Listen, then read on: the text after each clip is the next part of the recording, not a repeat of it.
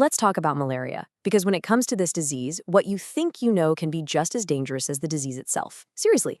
So today we're going to cut through all the noise and get straight to the facts, because understanding this stuff could literally save a life.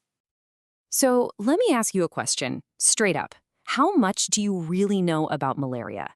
Are you positive that everything you've heard about how it spreads, how you treat it, and how to stay safe is actually true? Let's find out. And look, the stakes here are incredibly high. These myths, they lead to people not getting treatment fast enough, using the wrong prevention methods, and the results can be tragic.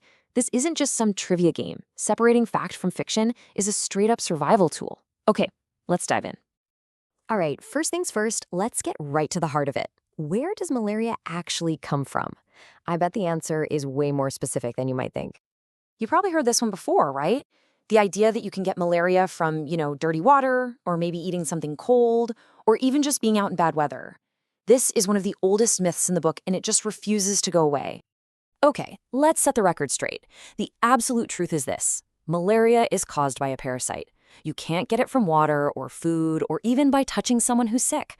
The only way that parasite gets into your body is from the bite of an infected mosquito. Period. No mosquito, no malaria. It's that simple. Okay, so that brings us to the next big myth. You know that feeling you get a mosquito bite and your mind just races, right? Could this be malaria? It's a totally understandable fear, but it's built on a false idea that every single mosquito is a potential threat. But the reality, it's way, way more specific. It's not just any mosquito. It has to be the female of a very specific type, the Anopheles mosquito. Those other mosquitoes you hear about, like the Aedes that spreads dengue, they can't give you malaria. So it really is all about knowing your enemy. All right, let's move on to treatment. Because honestly, if you do get sick, this is where the myths get really, really dangerous. This is where misinformation can have the most severe consequences. Oh, this one is so easy to fall for. Think about it. You start your meds, the fever disappears, you're feeling 100 times better. So you must be cured, right? Time to stop taking the pills? Wrong. And this is exactly why that thinking is so risky. Just because you feel better doesn't mean the parasites are actually gone. They can still be hanging out in your blood. If you stop your medicine early, the illness can come roaring back. And even worse, you could help create drug-resistant malaria. You absolutely have to finish the entire prescription. So many people reach for home remedies, right? Herbal teas or just a simple fever reducer like paracetamol, thinking it'll cure the malaria. And yeah, it might bring your fever down for a bit, so it feels like it's working.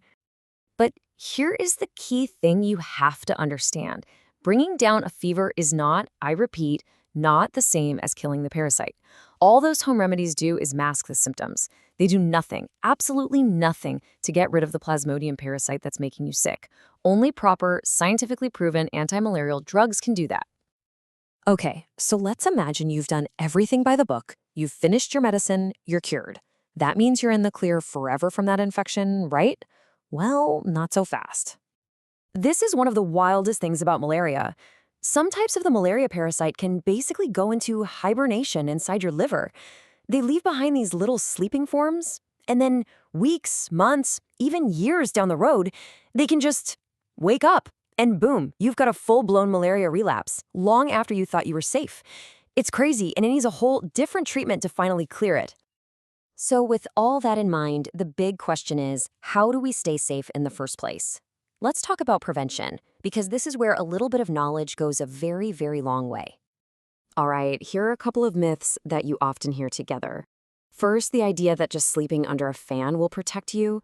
And second, this really harmful stereotype that malaria is just a disease of the poor. Both are totally 100% false. Look, a fan might blow a mosquito off course, sure, but it is not reliable protection. Not even close. And more importantly, mosquitoes don't check your bank account before they bite. They don't care where you live. If you're exposed, you're at risk. End of story. So what actually works? Here's your go-to checklist. Number 1, use insecticide-treated bed nets. This is huge. Get rid of any standing water around your house. That's where they lay their eggs. Use repellents, wear long sleeves at night, and support local efforts like indoor spraying. These are the things that are proven to work. Okay, I really want to stop and focus on this for a second, because this is so important. Not all malaria is created equal. There's one species, Plasmodium falciparum. that is by far the deadliest. It can get really bad really fast, leading to things like cerebral malaria, coma, and even death. This is exactly why you cannot wait to get diagnosed and treated. A lot of people mix up malaria and dengue. I get it, they're both from mosquitoes, but they are completely different diseases. Malaria, caused by a parasite, spread by the Anopheles mosquito. Dengue, that's a virus, spread by the Aedes mosquito. And here's the big one. We have powerful drugs that cure malaria.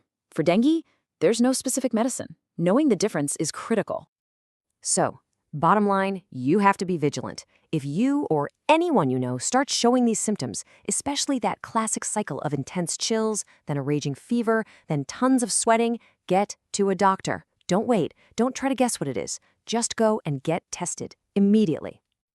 So after all of this, what's the one thing I want you to walk away with? It's this. Your strongest defense against malaria isn't some myth about a fan or a special tea. It's knowledge. It's knowing the facts and then actually acting on them. So, I'll leave you with this question. Now that you know the truth, you have the power to protect not just yourself, but your family, your friends, your entire community. So, what's the one fact from today that you're going to share with someone?